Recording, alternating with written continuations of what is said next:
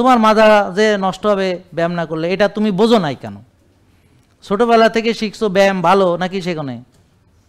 এই বলেন তো, ব্যায়াম ভালো কি ছোটোবেলা থেকে শিখছে না? মানে আমার কাছে আশ্চর্য লাগে, মানুষকে বলে ব্যায়ামের উপকারিতা শিখাইতে হবে, বুঝাইতে হবে। কেন রে ভাই? আপনার যে একটা জিনিস ব্যবহার না করলে নষ্ট হয়ে যায়, এটা কি বোঝেন না নাকি? দা, ধারালো ছুরি এগুলো ফেলে রাখলে মরিচা পড়ে নাকি?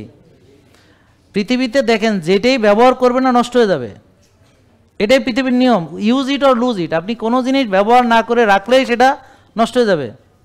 এমনকি আপনি অনেক দিন ডাক্তারি না করলে ডাক্তারি বিদ্যা ভুলে যাবেন, অপারেশন অনেকদিন না করলে অপারেশন ভুলে যাবেন। আমি তো অনেক আগে আলটা করছি, যে কতদিন হয়ে গেছে করি না।